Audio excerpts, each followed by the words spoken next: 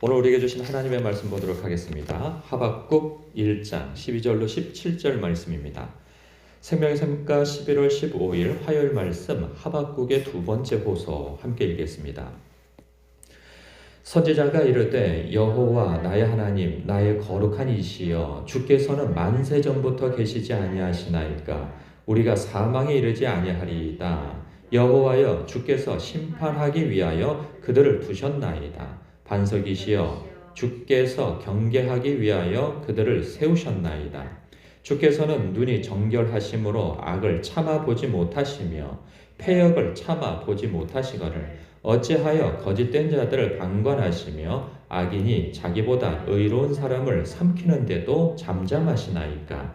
주께서 어찌하여 사람을 바다의 고기 같게 하시며 다스리는 자 없는 벌레 같게 하시나이까. 그가 낚시로 모두 낚으며 그물로 잡으며 투망으로 모으고 그리고는 기뻐하고 즐거워하여 그물에 제사하며 투망 앞에 분향하오니 이는 그것을 힘입어 소득이 풍부하고 먹을 것이 풍성하게 됨이니이다. 그가 그물을 떨고는 계속하여 여러 나라를 무자비하게 멸망시키는 것이 옳으니까. 아멘. 오늘 말씀은 하박국의 첫 번째 호소에 대한 하나님의 응답이 있었죠. 그러니까 하나님의 응답에 대한 또 반박이 되어지는 내용이 오늘 말씀입니다. 이 하박국의 첫 번째 호소가 있었는데요. 그것은요, 하나님은 왜 자기 백성의 이 불순종과 불의함을 방관만 하고 계십니까? 하는 그러한 불평과 불만의 호소였어요. 패역함과 겁탈과 강포가 이 하나님의 나라, 하나님의 백성 안에서 끊이지 않고 있습니다. 어찌 악인이 의인을 애워 싼 것을 쎄어 싼 것으로 이 정의가 굳게 행하고 있는데 이것을 그냥 방치하고만 계십니까? 주님 무엇하고 계십니까? 라고 이렇게 호소하고 있는 거죠. 내가 그 일을 위해서 얼마나 기도했습니까? 하나님 하면서 하나님 도대체 왜 이러십니까? 그러고 있는 거예요. 그런데요, 하박국의 생각처럼 하나님은 보고만 계시지 않으셨어요. 사실 설득과 권면과 돌아오라고 회유하심의 역사가 계속되고 있었죠. 여러 선지자들을 하나님께서 보내셨어요. 동시대 활동한 선지자들만 보더라도 예레미야, 에스겔, 다니엘, 스바냐, 그리고 그 이전에 북이스라엘이 망해서 반면 교사로 삼게 하셨고, 그 북이스라엘도 그냥 하나님께서 징계하신 것이 아니죠. 수도 없는 이 선지자를 보내서 회유하고 설득하고 하셨죠. 돌아오라고 무려 수백 년에 걸쳐서 하나님께서 그들을 회유하는 그러한 일들을 하셨어요. 하나님께서 손 놓고 계신 것이 아니라 말이죠. 그러니까 하박국이 볼 때에는 사람들의 이 강팍함이 변화되어지지 않고 하니 하나님께서, 그 전능하신 하나님께서, 또 공의로우신 하나님께서 그냥 방관만 하고 계신다라고 하는 생각 속에 사로잡혔던 것이죠. 오늘날도요, 하나님은 여전히 일하고 계세요. 그러니까 우리 눈에 볼 때는 하나님께서 도대체 무엇하고 계시나 하는 그러한 마음이 들 수 있어요. 인간의 좁은 식견 안에서는. 그러나 하나님께서는 여전히 복음으로써 사람들을 회유하신단 말이죠. 많은 사람들을 전도자를 보내시고 설교자를 보내시고 성경을 보급하시고 하나님께서는 여러 방면으로 사람들에게 당신의 살아계심을 알리고 악함에서 돌아올 것에 대해서 경고하고 말씀하고 설득하고 계신단 말이에요. 사람만 보내시는 것이 아니고 또 자연재해를 통해서 이 어떤 역사적 사건으로 인해서 끊임없이 하나님께서는 사람들에게 메시지를 보내고 계시죠. 하나님은 가만히 계시는 분이 아니세요. 그러나 우리 눈에 볼 때, 생각할 때 이거 하나님 왜 가만히 계십니까? 라는 그러한 우리가 이해하지 못하는 많은 일들을 사실 만나곤 하죠. 그러한 일들을 사실 하박국은 하나님 앞에 개인적인 이해하지 못함을 막 호소하고 있는 거예요. 그런데 하나님께서 응답하시죠. 응답하셔서 그래 내가 너의 말에 응답하마 하고 하나님께서 말씀을 하셨는데, 응답의 말씀을 주셨는데 그 말씀이 그에겐 더 놀라웠던 거죠. 야, 너희들이 이제 깜짝 놀라게 될 거야. 너희들에게 이제 믿을 수 없는 상황이 벌어질 거야. 내가 한 가지 일을 행할 것인데 내가 갈대아 사람들을 일으켜서 너희들을 징계하게 될 거야.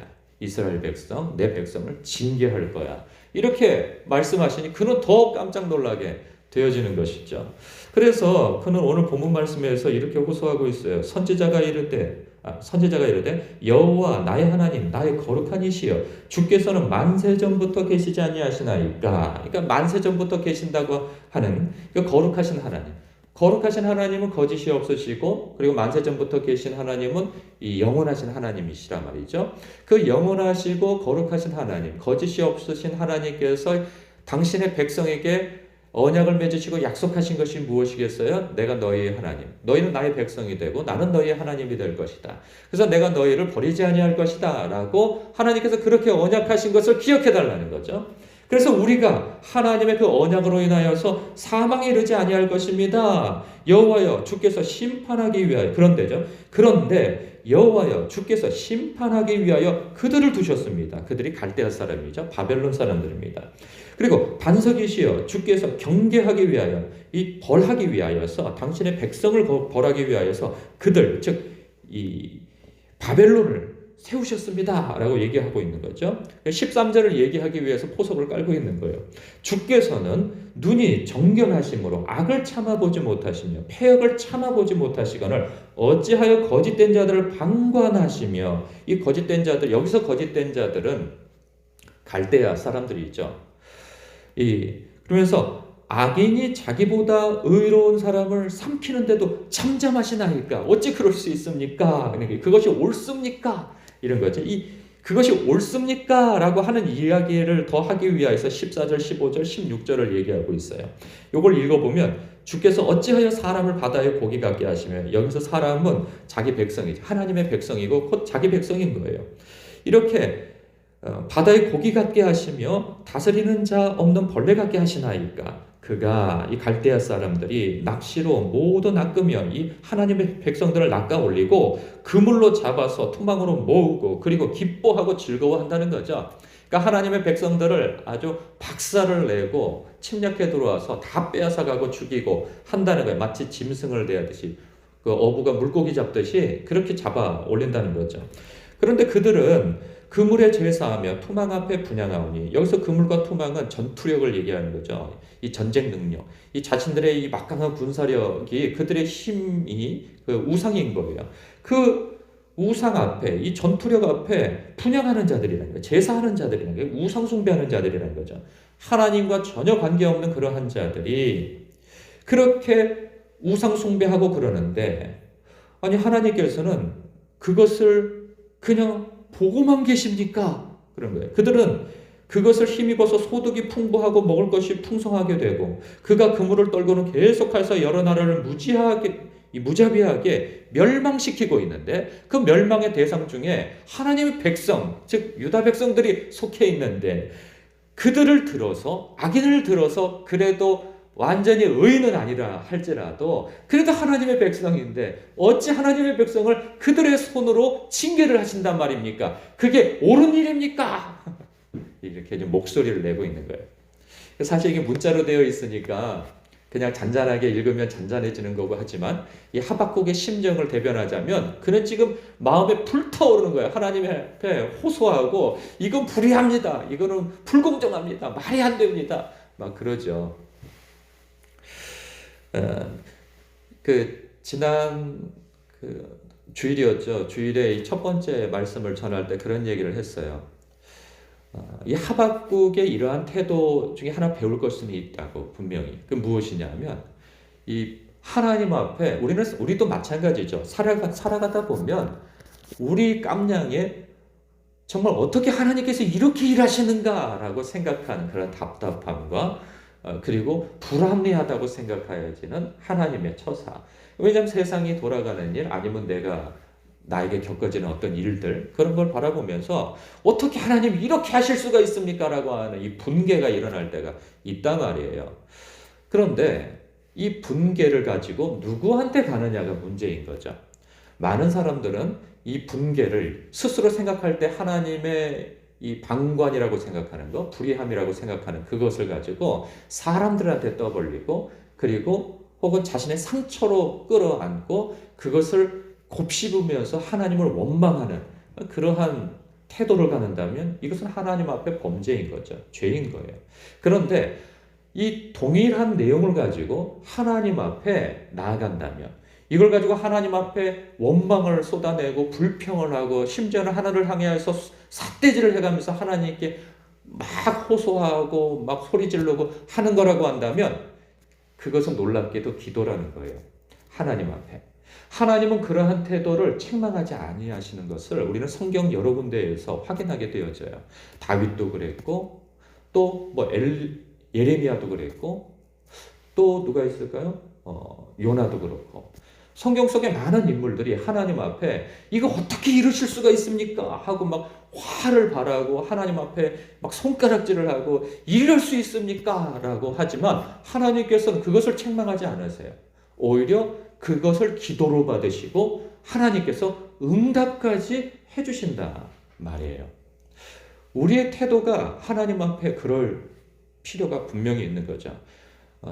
우리는 하나님 앞에 기도를 하더라도 막 하나님 앞에 그냥 쏟아내고 그리고 하나님께서 내가 방법과 때를 다 선택해가지고 하나님 이거 해주셔야 되는 거 아닙니까? 왜 이렇게 안 해주십니까? 내가 몇 번을 기도하고 내가 하나님 이해 못할까봐 내가 방법도 말씀드리고 그 심지어는 이 타임이 가장 좋다고까지 제가 말씀드렸는데 하나님은 도대체 그냥 팔짱만 끼고 계시는 분 같습니다. 막 그럴 때 있잖아요. 그러나 하나님 앞에 그 문제를 가지고 나가는 거죠. 이걸 가지고 술자리에 가서 막 하소연하고 할 게 아니고 하나님 앞에 이 문제를 이 억울하고 원통하고 그리고 답답한 문제를 하나님 앞에 가지고 나아가라는 거죠. 그리고 지금 이 하박국의 태도처럼 그것이 옳습니까? 하고 하나님께 여쭙는 거죠. 이건 좀 사실 뭐라고 해야 되나요? 이렇게 막 어떤 화나서 나가는 거지만 매사에 우리의 기도의 태도가 이것이 내 주변에 일어나고 있는 일뿐만 아니라 내 안에서 일어나고 있는 일까지도 하나님 앞에 주님 이걸 어떻게 생각하십니까? 자신의 형편과 처지와 상황을 하나님 앞에 있는 그대로 말씀드리면서 주님 이것은 어떻게 생각하십니까? 하나님의 뜻은 무엇입니까? 라고 여쭙는 태도를 갖는 것은 우리의 이 신앙인으로서 너무 중요한 태도라 하는 거죠. 그러한 태도를 우리는 훈련해 나가야 하는 거예요. 우리는 자칫 이 자신이 다 결정하고 하나님 앞에 막 열심히 기도하는 것이 기도의 열심이라고 생각하고 신앙의 열심이라고 생각하지만 이것은 잘못된 열심일 수 있다는 사실이에요. 그렇기 때문에 하나님 앞에 여쭙는 태도를 갖는 것, 이거 중요하고 그리고 사람은 하나님의 뜻을 다 알 수 없어요. 지금 이 하박국도요. 자기 생각할 때에는 자기 깜냥으로는 이건 불합리합니다. 어떻게 하나님께서는 이렇게 방관하고 계시고 이 불의를 갖다가 불의한 자들을 들어서 의로운 자를 칠 수 있습니까? 이게 어떻게 이런 일이 있을 수 있습니까? 라고 생각한단 말이에요. 근데 우리 하박국처럼 우리도 세상 살아가면서 우리 머리로 이 합리적이라고 생각하고 있는 이 지식이나 나의 이 지혜로도 하나님의 지혜와 하나님의 방법과 하나님의 뜻을 이해 못하는 일들이 너무 많단 말이죠.